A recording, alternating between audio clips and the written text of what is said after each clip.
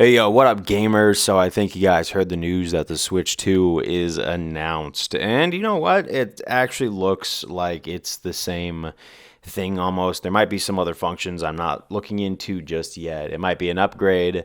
I think they might be able to make things kind of backwards compatible in a way. Now, they're definitely going to. But I'm thinking that there's quite a bit to the library that they can update, especially when it comes to the N64 Switch library. Maybe that might carry over, like you could just put in your information and you get it on your Switch too. But apparently, Halo's even coming to the Switch too. I heard that rumor. Now, I don't know if that's true or not. If it is and it comes to PlayStation and Switch, congratulations. Now, maybe what you guys can do is send Spider-Man over to Xbox and Switch. I mean, why not we just all share the devices? Why not Xbox having Legend of Zelda or PlayStation having Zelda or Metroid coming to Xbox? That would be really nice. I mean, overall, I think cross-gen is becoming more open. Like, I think there's going to be less exclusives and more inclusives, which is good because, for me, like when you see that you have like a bunch of game consoles just so you could play different games. Like right now, currently, I am playing a Wii U, excuse me, poorly put together sentence, but I do play the Wii U when it comes to playing Legend of Zelda, Twilight Princess HD, and Wind Waker HD. Definitely, those are still fun games, so that's why I still keep the console around. But other than that, the Wii U has a pretty shaky reputation.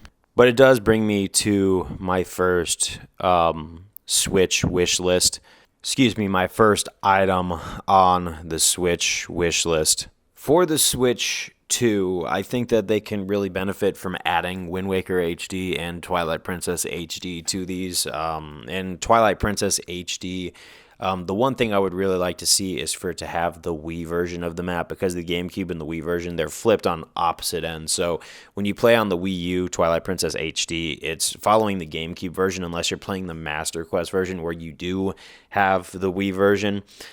So the only thing about that is in order to play the version I'm familiar with, I have to play like Legend of Zelda dialed up on hard mode, which I don't always want to do. That's definitely the one mistake I feel like the developers made in that, and I think that should be made clear just so if they actually decide to go through with it, they can continue to work on this if somehow a Nintendo executive comes across this video. Because really, I can't think of too many things I could ask for off the bat, because I honestly really only play my Switch when it comes to Pokemon games and Legend of Zelda games. Other than that, I'm not a huge Nintendo guy, so like my wish list is basically 2 items right now, and that's Wind Waker and Twilight Princess. So for the Twilight Princess, that would actually be really cool if they made it more of a Wii format like they did with Skyward Sword HD on the Switch 1. When I realized they were adding Skyward Sword to the Switch, I was very curious at how they were going to get that done.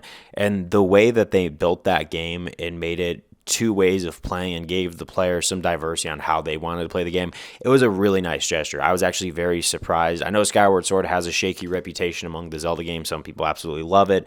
Some people hate it. Some people think it's too story-driven. I don't mind it. It's an origin story. But if you compare it to how it came out with the Wii and the Wii Motion Plus, where you could actually choose how you want to do it. How do you do motion controllers without actually doing motion controllers? You could use your stick. If they did that same format for Twilight Princess, or not really, I mean, they could just stick with like just a normal Switch controller, like you're playing it like you would an Xbox, and you could just play the game. Because you look at the attacks that Link has, and they're still very well oriented to the way that like a GameCube version of Zelda would play, or Ocarina of Time. You hit it without Z targeting, or whatever they call it now.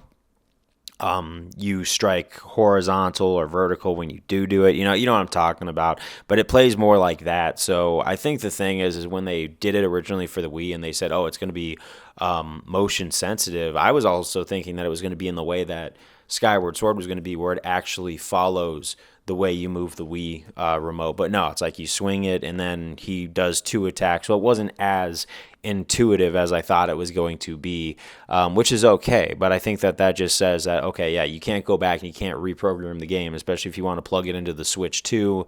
But what they can do at this point is they can flip it just to make it more of that Wii-type experience that a lot of us were, because I think a majority of those units were bought on the Wii. I'm going to have to double check that. So that's the version that a lot of us are familiar with. Now, obviously, giving us the choice in case we want to flip the map and challenge ourselves in different ways would definitely be cool. I think that based off of Skyward Sword, they are more than capable of adding different ways of playing and different ways we choose to play the game. I always think that that's just a really nice gesture, and it shows that you want to give the player a choice of how they want to go about this. But I do want to say that that's really all I have to say about the Switch 2. Now, I obviously am not a huge Nintendo guy, but I do love me some Zelda. I do love me some Pokemon every now and again, so I grew up with those games. The Nintendo 64 is a staple in my life when I was a kid, but I actually think that Twilight Princess HD and Wind Waker HD for the Switch 2 would be. Now, Wind Waker HD for the Switch 2, you wouldn't really have to flip that whole much around. I mean, I was playing it right now for the Wii U, and it just played like the GameCube thing. There's not a whole lot that you can innovate with, except for plugging it in and relying on button pressing instead of motion controllers. But when I went back and played Twilight Princess HD on the Wii U, I was kind of like, yeah, there's some things that they could have done better or some choices that they could have given the players. But that's what I gotta say. What is on your wish list for Switch 2? What do you think you want to see?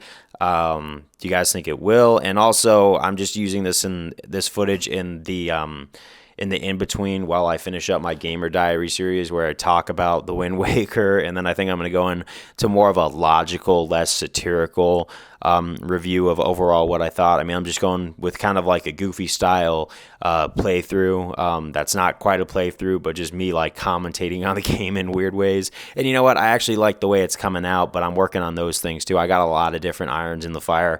I got some channels that I'm working on that aren't game related, some that are just life oriented, some that are sports oriented and everything like that. This is just one of many projects. So for all of you guys who subscribed and approved of it and like it, I thank you guys for how far I've come so far. I hope to take this further in the future, but to my audience who are making this possible, the people who I'm seeing my view counts go up, I just thought I'd make something on this now because you got to give the people what they want. But thank you guys very much for watching this video. If there's anything you guys want to see, please hit me up, and we'll go from there. But cheers, happy gaming, and I will see you guys on the next one.